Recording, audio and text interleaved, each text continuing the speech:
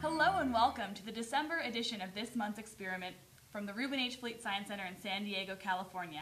I'm Nicole Schiffer. And I'm Brandon Elliott. Today we're going to make a really cool activity. We're going to be making spinning tops. I'm going to go ahead and tell you all of the things that you'll need to make this, but remember you can find all of our directions and instructions, everything you need, at our website, www.rhfleet.org. Alright, let me go ahead and tell you, you're going to need some round recyclable plastic lids, a nice way to reuse some things you might have around the house, some skewers, basically wood skewers like this, a hot glue gun, which you always want to remember to be safe, and if you're a little one, you want to make sure you're having a parent to supervise you while you're doing that. Or tape works as well. Tape also Can you works. hear the hissing cockroaches behind us? I think we're going to get attacked by hissing cockroaches.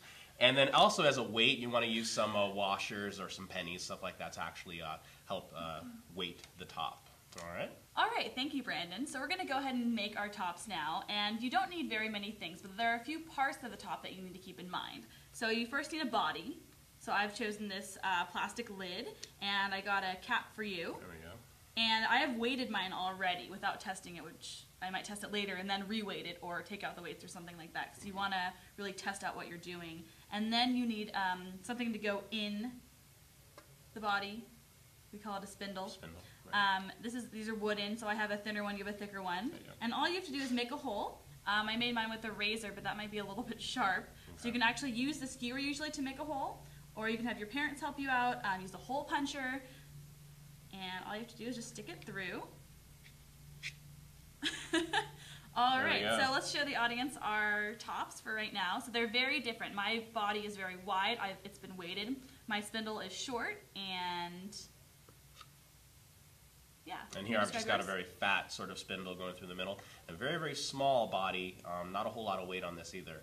So I guess we'll spin them and see which one works better. Let's try it out. I'm actually going to move mine a little bit lower. Alright, you ready? 1, 2, 3, go.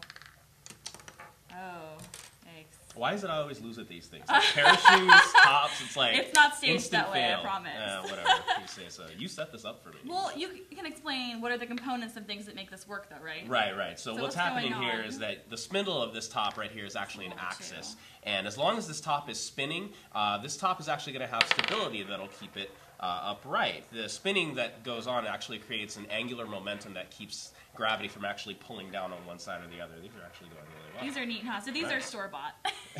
There you go. But there are some more homemade ones that we have that work really well. Right. This is similar to variety. Right.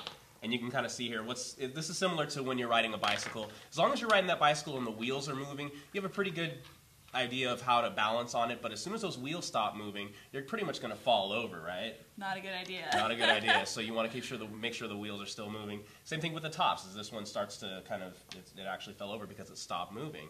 So that's basically what's going on. These slow down due to friction, and once, like you can see here, once the friction actually gets it to stop spinning, it falls over. So there's science in everything, even little... Luckily we can restart them though, right? Right. Cool. Thank you, Brandon. That was a really excellent explanation of what's going on. Now, we're going to ask you guys to participate. We are challenging you to make a top that can spin for at least 15 to 20 seconds. We want you to post your video of your top on YouTube and send us the link. So we wanted you to send it to education@rhfleet.org, and we're going to post it onto our playlist on our site, so you could have your top that you make at home on our site. Wouldn't that be cool? Absolutely. Well, thank you guys so much for watching, and please view next month's experiment.